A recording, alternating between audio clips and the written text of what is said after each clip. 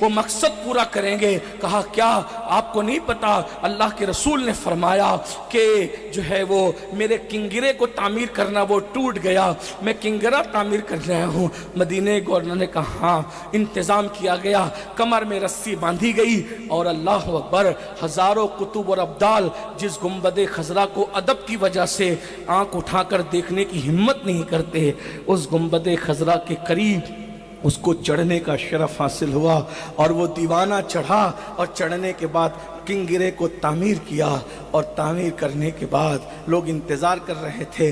حضور نے جس کو اپنا دیوانہ اور عاشق کہا ہے وہ جیسے کنگرہ تعمیر کرے گا تو ہم اس کو نیچے بلا کر اس کی خدمت کریں گے، میزبانی کریں گے، مہمانی کا حق ادا کریں گے۔ لیکن سب انتظار میں تھے اور گنبد خضرا پر اس کا سر ڈھلک گیا۔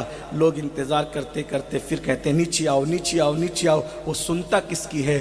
بالآخر دو بندوں کو اوپر چڑھا کر دیکھا گیا تو اس کی روح قفس عنصری سے پرواز کر چکی تھی۔ جب تیری یاد میں دنیا سے گیا ہے کوئی، جان لینے کو دلہن بن کے قضا آتی ہے، اس کی قسمت پہ فدا تخت شہی کی راحت، خاک طیبہ پہ جسے چین کی نیند آئی ہو۔ میرے بھائیوں، یہ درود پڑھنے والوں کی برکت ہے۔ تو آپ اندازہ فرمائے حضور پہ درود پڑھو، بلاوا آئے گا، اور بلاوا آنا چاہیے۔ تو حضرت سیدنا ابو ہریرہ کی عادت تھی، جب بھی کوئی مدینہ منورہ میں آتا تو سرحد پہ بیٹھ کے پوچھتے کس لیے آئے؟ لوگ کہتے حضور کی زیارت کے لیے۔ کہا ابھی مت جاؤ، میرے پاس بیٹھو۔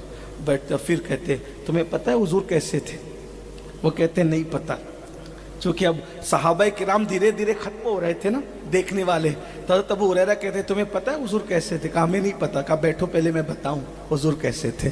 اور پھر وہ حضور کا حلیہ بیان کرتے تھے، حضور کا ذکر کرتے تھے۔ ان کی آنکھیں ایسی تھی، ان کی بھاؤں ایسے تھے، ان کی پلکیں ایسی تھی۔ میں زیادہ نہیں ایک چیز پہ ذکر کروں، حضور کی جو بھویں تھی وہ کمان کی طرح تھی، کمان کی طرح۔ کمان سمجھتے جس سے میں تیر ڈال کے چلایا جاتا ہے، کمان کی طرح تھی، ابرو کمان کی طرح تھے، اور دونوں آپس میں ملے ہوئے تھے۔ اور اس کا کمال یہ تھا قریب سے دیکھو تو ملے ہوئے لگتے تھے، ایسا لگتا تھا دو قبلے آپس میں گلے مل رہے ہیں، اور دور سے دیکھو تو جدا جدا لگتے تھے۔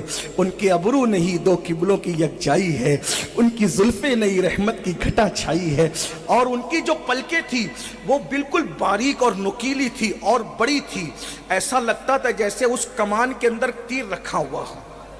اسی لیے بزرگوں نے کہا حضور کا حسن تلوار کی طرح نہ تھا، توجہ، حضور کا حسن تلوار کی طرح نہ تھا، حضور کا حسن تیر اور کمان کی طرح تھا۔